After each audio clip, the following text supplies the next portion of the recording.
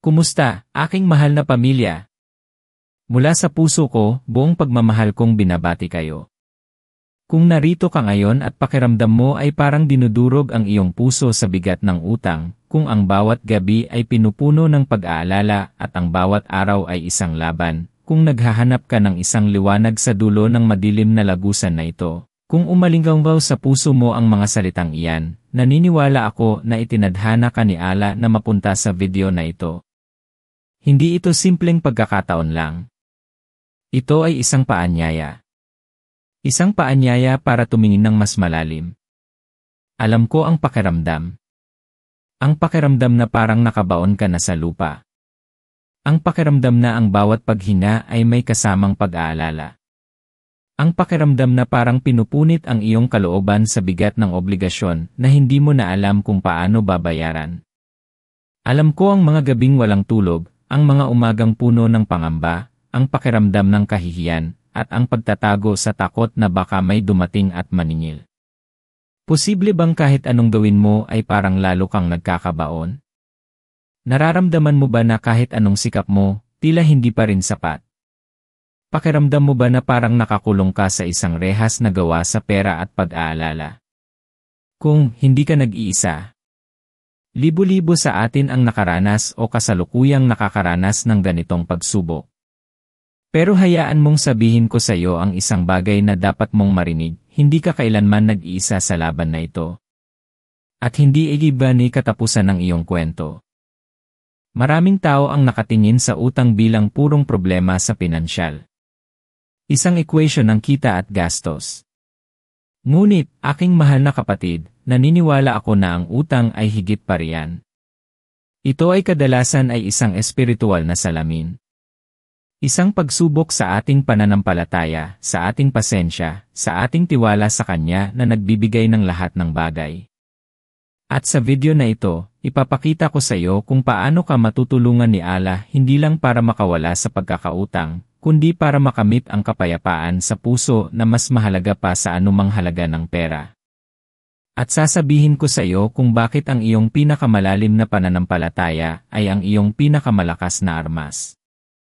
Ang unang hakbang para makawala sa anumang problema ay ang pagkilala nito.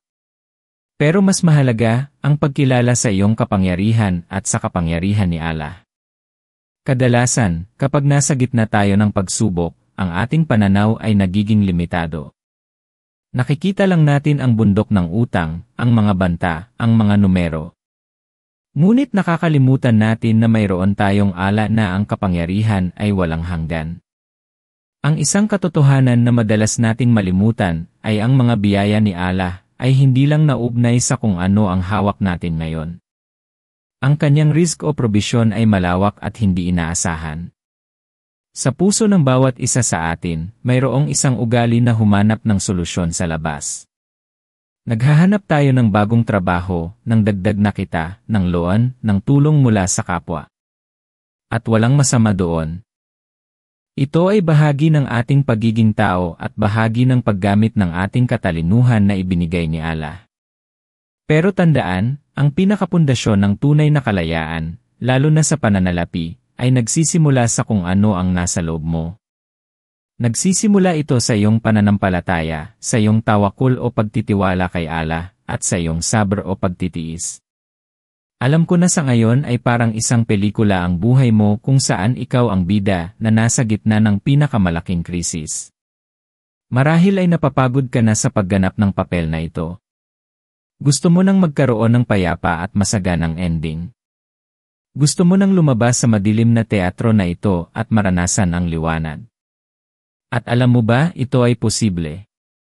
At ito ay nararating sa pamamagitan ng ilang matinding aral na gusto kong ibahagi sa iyo ngayon. Una sa lahat, at ito ang pinakamahalaga, ang kapangyarihan ng dua o panalangin. Hindi ito isang simpleng ritual. Ito ay isang direktang linya kay Allah, ang tagapagbigay ng lahat ng bagay. Ang dua ay ang sandata ng mananampalataya. Kapag pakiramdam mo ay wala ka ng ibang mapuntahan, kapag ubos na ang lakas mo, doon mo dapat ilagay ang lahat ng iyong pag-asa sa Kanya.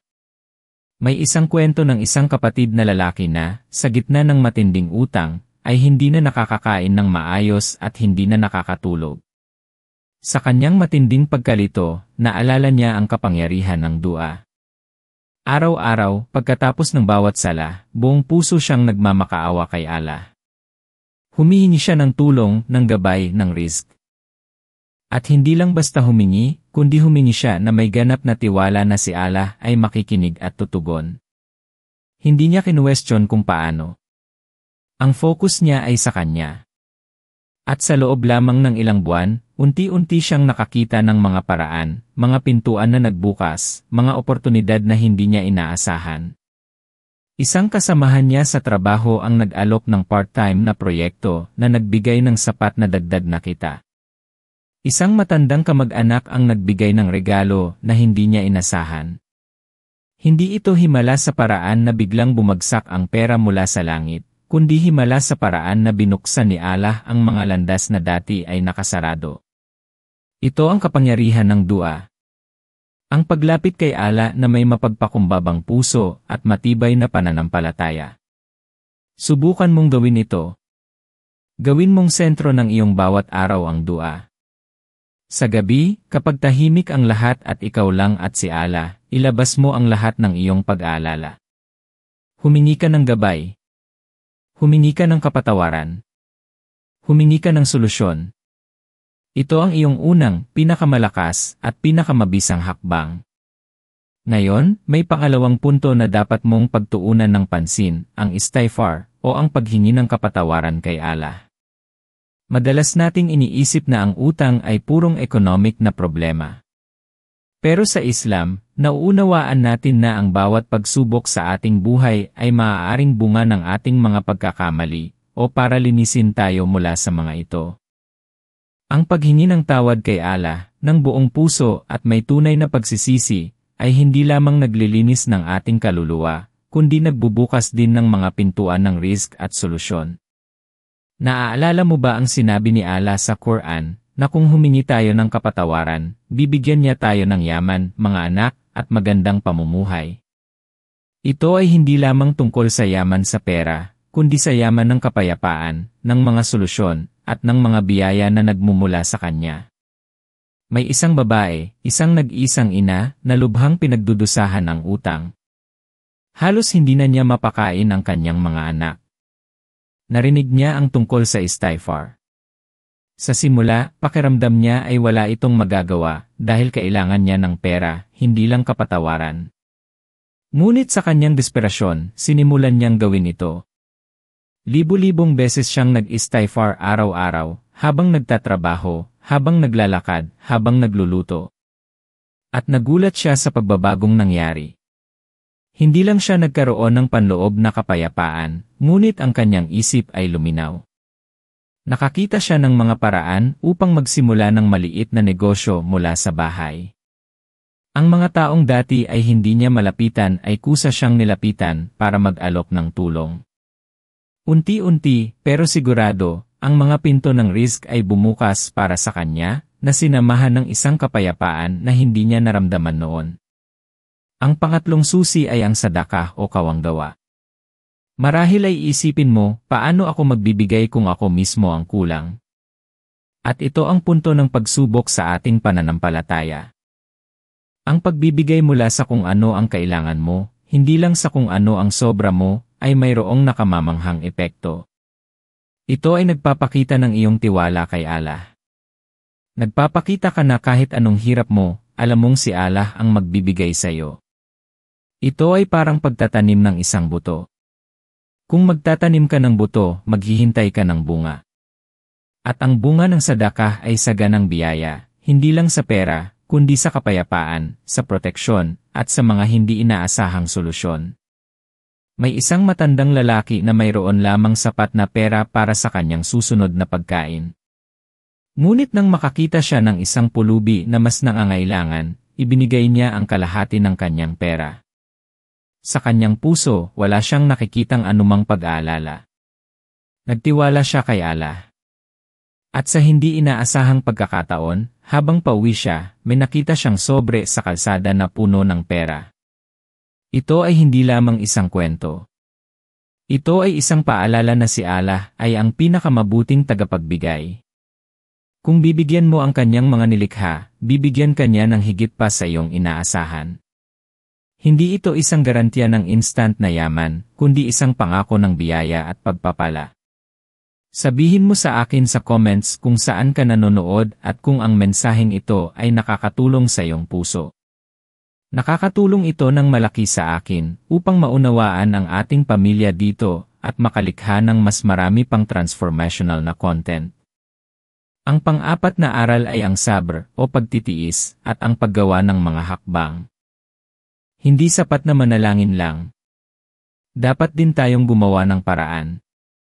Ang Islam ay nagtuturo sa atin na magkaroon ng tawakul o pagtitiwala kay Allah. Ngunit dapat din nating itali ang ating kamelyo, na ang ibig sabihin ay gawin ang ating bahagi. Nangangahulugan ito ng masusing pagpaplano sa pananalapi. Tignan mo ng mabuti ang iyong mga utang. Gumawa ka ng listahan. Unahin ang mga may pinakamataas na interes o ang mga may pinakamabigat na epekto sa iyong buhay. Magplano ka ng budget.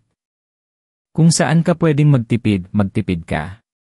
Kung saan ka pwedeng magdagdag ng kita, hanapin mo ang mga oportunidad na iyon, basta ito ay mula sa pinagmulan na halal o pinahihintulutan sa Islam.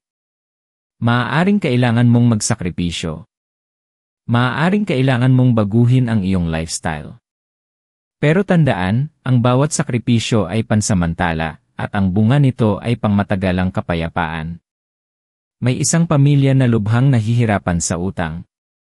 Ang kanilang tahanan ay simpleng-simple, ngunit ang kanilang puso ay puno ng utang. Sa kabila ng kanilang dua, istighfar, at sadaka, nakita nila na kailangan din nilang gumawa ng matinding pagbabago. Ibinenta nila ang ilan sa kanilang mga hindi kinakailangang gamit. Nagsimula silang magtanim ng sariling gulay para makatipid sa pagkain. Ang ama ay naghanap ng dagdag na trabaho sa gabi. Ang ina naman ay nagsimula ng online na negosyo na nagbebenta ng lutong pagkain. Mahirap. Napakahirap. Ngunit sa bawat hakbang, naramdaman nila ang pagpapala ni Allah. Ang kanilang pagtitiis at pagsisikap ay hindi nasayang. Unti-unti, ang bundok ng utang ay naging maliit na burol at kalaunan nawala. Ang kanilang kwento ay patunay na ang pananampalataya ay kailangang samahan ng gawa.